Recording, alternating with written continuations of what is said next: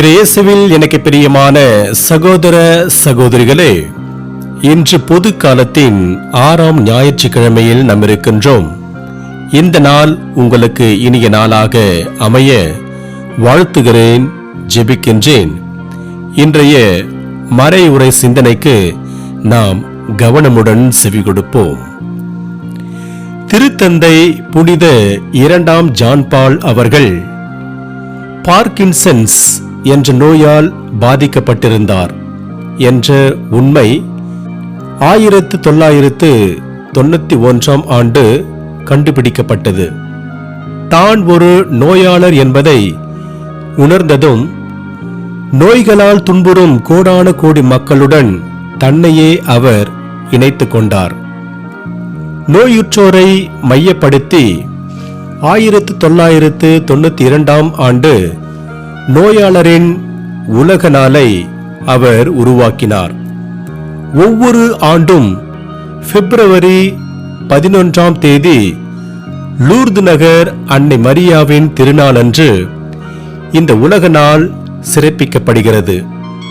பிப்ரவரி 11ஆம் தேதி இந்த ஞாயிறு 32வது முறையாக நோயாளரின் உலக நாளை நாம் சிறப்பிக்கின்றோம்.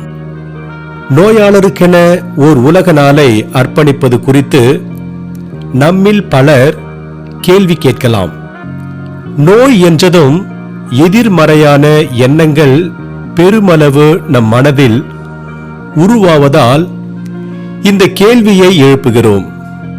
நோயை நாம் கொண்டாடவில்லை, மாறாக நோயுற்றோர் காட்டும் நம்பிக்கை, துணிவு இவற்றையும் நோயுற்றோர் மீது மற்றவர் காட்டும் அக்கறை, பரிவு இவற்றையும் நாம் கொண்டாடுகிறோம். பார்க்கின்சன்ஸ் நோயால் பாதிக்கப்பட்ட புனித 2ஆம் ஜான் பால் அவர்கள் இந்த நோயோடு தன் வாழ்வின் இறுதி 14 ஆண்டுகள் எந்த விதம் வாழ்ந்தார் என்பதையும், நோயுற்றோர் பலருக்கு நம்பிக்கையாக திகழ்ந்தார் என்பதையும் நாம் அறிவோம். நோயுறுதல், நலமடைதல் என்ற அனுபவங்களிலிருந்து நமக்கு தேவையான தெளிவான பாடங்களை பயில நோயுற்றோரை இயேசு குணமாக்கும் மற்றொரு நிகழ்வை இந்த ஞாயிறன்றும் சிந்திக்க வந்திருக்கிறோம். நலம் பெறுவதற்கு மருத்துவ உதவிகள் தேவை என்பதை மறுப்பதற்கில்லை. ஆனால் ஒருவர் நலமடைவதற்கு தேவையான முதல் படி தான் நலமடைவோம் என்று அவர் உள்மனதில் எழும் நம்பிக்கை. இந்த கருத்தை சென்ற ஞாயிறு நாம் சிந்தித்தோம். நமது நம்பிக்கையின் ஊற்றான இறைவனை நாடி வருவதால் குணமடைகிறோம் என்பதை ஒரு மருத்துவரே தெளிவாக கூறுகிறார். ஹென்றி மிச்சல் என்ற பேராசிரியர் கடுமையான ஒரு நோயிலிருந்து குணமடைந்தார். குணமளித்த மருத்துவருக்கு அவர் நன்றி சொன்னபோது அந்த மருத்துவர் தந்த பதில் பேராசிரியரை வியப்புற செய்தது. மருத்துவர் சொன்னது இதுதான்: முதலில் கடவுளுக்கு நன்றி சொல்லுங்கள், அடுத்து உங்களை சுற்றியிருந்த ஜெபித்தவர்களுக்காக நன்றி சொல்லுங்கள். நீங்கள் குணமடைந்ததில் என் பங்கு மிகவும் குறைவுதான் என்று மருத்துவர் சொன்னதும் அவர் மிக அதிக அளவு தாழ்ச்சியுடன் பேசுவதாக பேராசிரியர் மிச்சல் அவரிடம் சொன்னார்.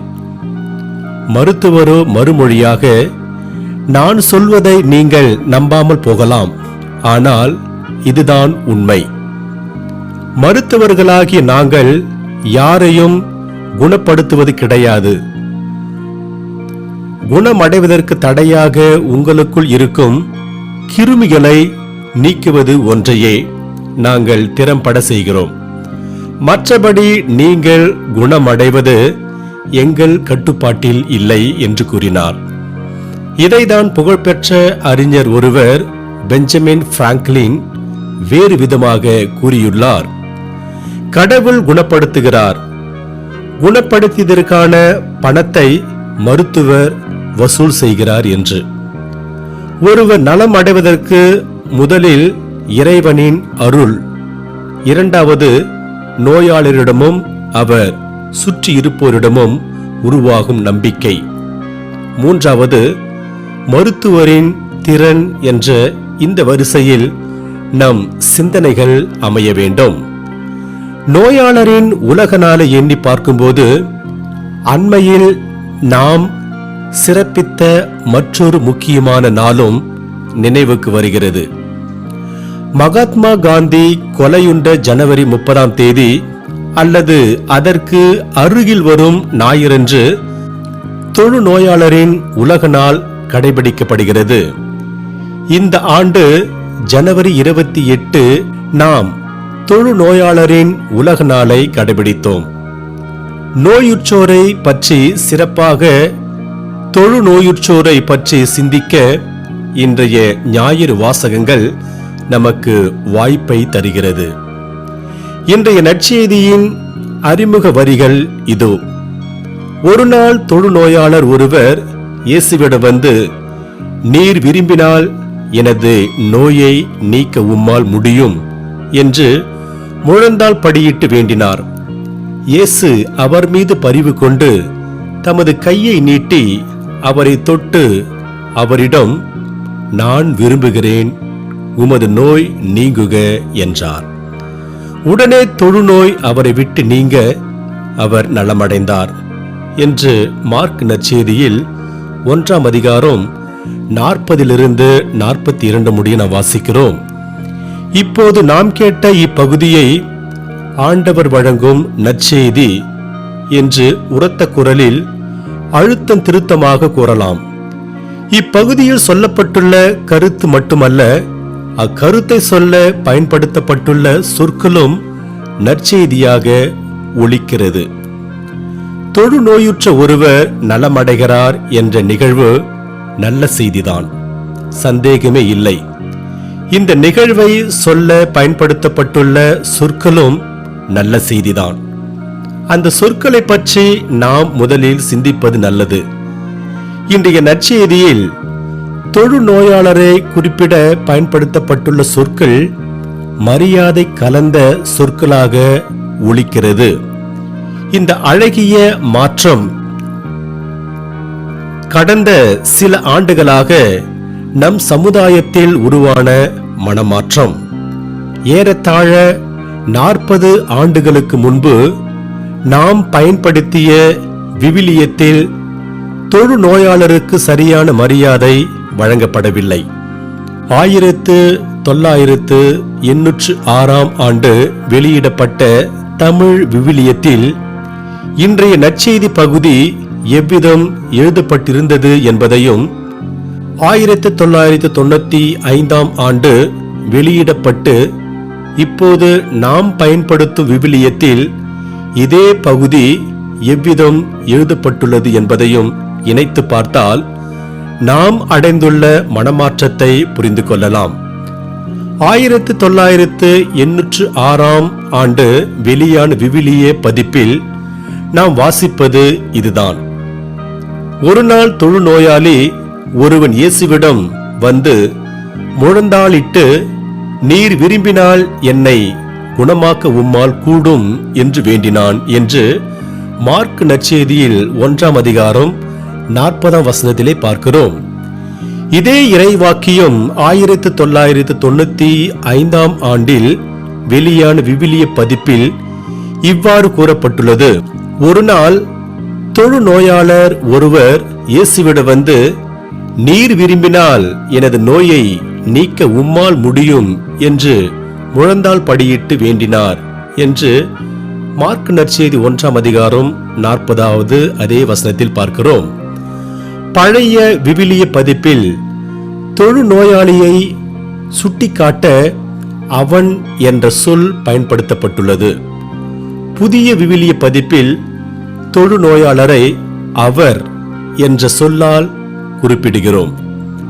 தொழுநோயாளரை ஒரு மனிதராக மதித்து அவருக்குரிய மரியாதையை வழங்குவது நாம் அண்மைய ஆண்டுகளில் பின்பற்றும் அழகான முன்னேற்றம்.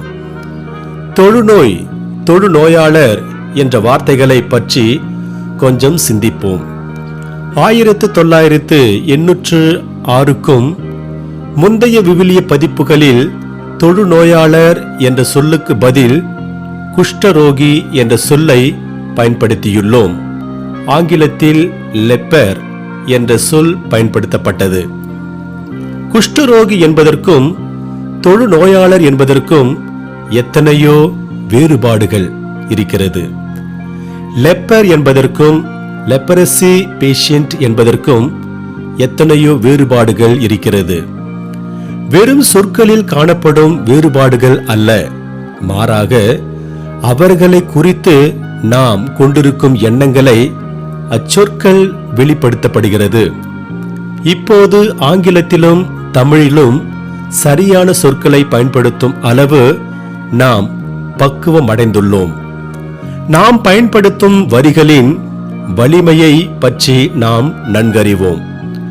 ஒருவரை நாம் எந்த விதம் வார்த்தைகளை கொண்டு அழைக்கிறோம் என்பதிலேயே அவரை குறித்து நாம் கொண்டிருக்கும் மதிப்பு அல்லது அவமதிப்பு ஆகியவை தெளிவாக தெரிந்துவிடும். ஒருவரை குஷ்டரோகி என்று சொல்லும்போது அவர் அந்த நோயாகவே மாறிவிட்டதைப் போல உணர்வு எழுகிறது. அதற்கு பதில் அவரை தொழுநோயாளர் என்று சொல்லும்போது சந்தர்ப்ப சூழ்நிலையால் அவர் அந்த நோயில் துன்புறுவதை ஏற்றுக்கொள்கிறோம். அப்படிப்பட்ட புரிதலில் அவரை பற்றி சிறிதளவாகிலும் உள்ளத்தில் மரியாதை பிறக்கும். சாதிய மடமை என்ற நோயால் துன்புறும் இந்திய சமுதாயத்தில் ஒரு சில குலங்களில், குடும்பங்களில், இடங்களில் பிறந்தவர்களுக்கு அவர்களுக்கென்று உரிய பெயரை மறந்துவிட்டு அல்லது மறுத்துவிட்டு அவர்கள் பிறந்த சாதியை அவர்களது அடையாளமாக மாற்றிவிடுகிறோம். இந்தியாவின் சாபக்கேடாக விளங்கும் இந்த சமுதாய குற்றத்திற்கு இந்நேரத்தில் இறைவனிடம் வேண்டுவோம், மன்னிப்பை பெறுவோம். முத்திரைகள் குத்தி மக்களை பிரிப்பதில் யூத மத தலைவர்கள் கை தேர்ந்தவர்கள். நோயுற்றோரை இறைவனிடமிருந்து பிரிந்தவர்கள், எனவே பாவிகள் என்று அவர்கள் தீர்மானித்தனர். அதிலும் தொழுநோயால் பாதிக்கப்பட்டவர்கள் மனிதர்களுடன் வாழ தகுதியற்ற பெரும் பாவிகள் என்ற முத்திரை குத்தப்பட்டது. தொழுநோய் என்ற முத்திரை குத்தப்பட்டவர்கள் அனுபவிக்க வேண்டிய கொடுமைகளை இன்றைய முதல் வாசகம் இவ்வாறு சொல்கிறது. தொழுநோயால் பாதிக்கப்பட்டவர் கிழிந்த உடை அணிந்து தலை வாராமல் மேலுதட்டை மறைத்துக்கொண்டு தீட்டு தீட்டு என குரல் எழுப்ப வேண்டும். நோயுள்ள நாளெல்லாம் அவர் தீட்டுள்ளவர். எனவே தீட்டுள்ள அவர் பாளையத்துக்கு வெளியே தனியாக குடியிருப்பர் என்று லேவியர் புத்தகத்தில் 13ஆம் அதிகாரம் 44 46 முடிய நாம் வாசிக்கிறோம். இஸ்ரேல் மக்கள் தொழுநோயாளர்களை நடத்திய விதம் மிக கொடுமையானது. அந்த நோய் உடையவர் ஊருக்கு வெளியே தங்க வேண்டும். ஊருக்குள் வரவேண்டிய அவசியம் இருந்தால் தீட்டு தீட்டு என சொல்லிக்கொண்டு வரவேண்டும். அதை கேட்டதும் எல்லாரும் விலகிவிடுவார்கள். தொழுநோயாளி யாரையாவது தீண்டிவிட்டால் அவர்களும் தீட்டுப்பட்டவர் ஆகிவிடுவார்கள். ஒரு சில சமயங்களில் இப்படி நேர்ந்த தவறுகளுக்கு அந்த நோயாளி கல்லால் எறியப்பட்டு கொல்லப்பட்டிருக்கலாம்.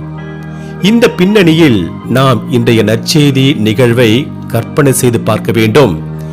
இயேசுவை சுற்றி எப்போதும் கூட்டம் இருந்தது. அந்த நேரத்தில் அங்கு வந்த தொழுநோயாளியின் மனதில் பெரும் போராட்டம் நிகழ்ந்திருக்கும். அந்த கூட்டத்தின் நடுவே சென்றால் அவர்கள் கோபத்திற்கு ஆளாகலாம். அந்த கோபம் வெறியாக மாறினால் கல்லால் எறியப்பட்டு கொல்லப்படலாம். இதெல்லாம் தெரிந்திருந்தும் அந்த தொழுநோயாளி இயேசுவை அணுகி சென்றார். அந்த நம்பிக்கையே அவர் குணமடைந்ததற்கு முதல் படியாக அமைந்தது. இயேசு தூரத்தில் நின்றபடி அவரை குணமாக்கி இருக்கலாம். ஆனால் இயேசு தன்னை சுற்றியிருந்தவர்களையும் குணமாக்க விரும்பினார். எனவே தன் கரங்களை நீட்டி தொழுநோயாளரை தொட்டார். இயேசு இவ்வாறு செய்தது சுற்றி இருந்தவர்களை அதிர்ச்சிக்கு உள்ளாக்கி இருக்கும். அதிர்ச்சியை உண்டாக்க வேண்டும் என்பது இயேசுவின் நோக்கம் கிடையாது. மாறாக அவர்களும் நலம் பெற வேண்டும் என்பதே அவர் எண்ணம்.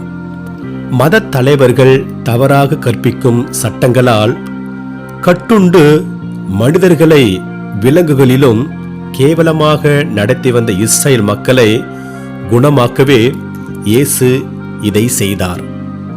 தொழுநோயாளியின் உடலை தொட்டு குணமாக்கிய இயேசு சூழ இருந்தவர்களின் மனதை தொட்டு குணமாக்க முயன்றார். 3வது வாரமாக இயேசுவின் குணமளிக்கும் நிகழ்வுகளை நாம் ஞாயிறு நற்செய்திகளில் கேட்டு வருகிறோம். குணம் பெறுவோம் என்ற நம்பிக்கை ஒருவர் மனதில் உதிப்பதுதான் அவர் குணம் பெறுவதற்கான முதல் படி என்று சென்ற வாரம் சிந்தித்தோம். நோயுற்றவர்கள் மனித பிறவிகளுக்குரிய மரியாதையை பெறுவது அவர்கள் குணம் பெறுவதற்கு தேவையான மற்றொரு முக்கிய வழி என்பதை இன்றைய நற்செய்தியில் நாம் கற்றுக்கொள்கிறோம். இன்றைய உலகில் தொழுநோய் ஒழிக்கப்பட்டு விட்டதாக நாம் கூறி வந்தாலும் இன்னும் ஆயிரக்கணக்கான இந்த பயங்கர நோயால் பாதிக்கப்பட்டுள்ளனர். அவர்கள் இன்னும் வெளிப்படையாக நிராகரிப்பு மற்றும் மறைமுகமான புறக்கணிப்பு ஆகியவற்றை சந்தித்து வருகிறார்கள். கோவிட்-19 பெருந்தொற்றின் வேளையில் நாம் அனைவரும் சமூக இடைவெளி மற்றும் தனிமைப்படுத்துதல் ஆகியவற்றின் வேதனைகளை உணர்ந்திருக்கிறோம். கோவிட் பெருந்தொற்று மட்டுமல்ல, சாதிவெறி மற்றும் இனவெறி ஆகிய கிருமிகள் இன்னும் நம் சமுதாயத்தில் அர்த்தமற்ற பிளவுகளை உருவாக்கியுள்ளது. நம் சமுதாயத்திலிருந்து இந்த நோய்கள் நீங்க வேண்டும் என்று பிப்ரவரி 11 நாம் கொண்டாடும் லூர்து நகர் அன்னை மரியாவின் பரிந்துரையை இறைஞ்சுவோம். நாம் ஏற்கனவே கூறியது போல ஒவ்வொரு ஆண்டும் பிப்ரவரி 11 லூர்து நகர் அன்னை மரியாவின் திருநாளாக மட்டுமல்லாமல் நோயாளரின் உலக நாளாகவும் சிறப்பிக்கப்படுகிறது. இந்த ஆண்டு சிறப்பிக்கப்படும் நோயாளரின் 32வது உலக நாளுக்கென திருத்தந்தை பிரான்சிஸ் அவர்கள் மனிதன் தனிமையாக இருப்பது நல்லதன்று, உறவுகளை குணமாக்குவதன் வழியே நோயுற்றோரை குணமாக்க என்ற மைய கருத்துடன் தன் செய்தியை வெளியிட்டுள்ளார். இந்த செய்தியில் அவர் கூறும் ஒரு சில எண்ணங்களுடன் நம் சிந்தனைகளை நிறைவு செய்வோம். கோவிட் பெருந்தொற்றின் போது யாரையும் காண அனுமதியின்றி தனித்து விடப்பட்ட நோயாளிகளை நினைத்து பார்க்கிறேன். போர் மற்றும் அதன் துயரமான விளைவுகளால் ஆதரவும் உதவியும் இல்லாமல் தவிப்பவர்கள் படும் வேதனையில் நானும் பங்கு கொள்கிறேன். இன்றைய சமுதாயத்தில் போர் மிக பயங்கரமான நோய். அமைதி மற்றும் அதிக வளங்களை பெற்றிருக்கும் நாடுகளிலும் முதியோர் மற்றும் நோயுற்றோர் தனிமையிலும் ஒரு சில வேளைகளில் கைவிடப்பட்ட நிலையிலும் வாழ்வதை நாம் அறிவோம். சுயநலத்தை போற்றி வளர்க்கும் நம் கலாச்சாரத்தின் ஒரு வெளிப்பாடு தனிமை என்ற இந்த நோய். வாழ்க்கையில் இந்த மைய உண்மையை நினைவில் கொள்வோம். யாரோ நம்மை வரவேற்றதால் நாம் உலகிற்கு வந்தோம். நாம் அன்பிற்காக படைக்கப்பட்டுள்ளோம். சமுதாயத்தின் நோய்களை குணப்படுத்த நாம் அனைவரும் பின்பற்ற வேண்டிய முதல் சிகிச்சை அன்பு ஒன்றே. தன்னை நாடி வரும் பக்தர்களுக்கு மனநலத்தையும் உடல் நலத்தையும் இறைவனிடமிருந்து பெற்றுத்தரும் லூர்து நகர் அன்னை மரியாவின் பரிந்துரை வழியே நாம் அனைவரும் உடல் நோய்கள் மற்றும் சமுதாய நோய்கள் அனைத்திலுமிருந்து நலம் பெற்று வாழ இறையருளை நிறைவாக பெறுவோம். இறைவன் உங்கள் அனைவரையும் நிறைவாக ஆசீர்வதிப்பாராக. ஆமென்.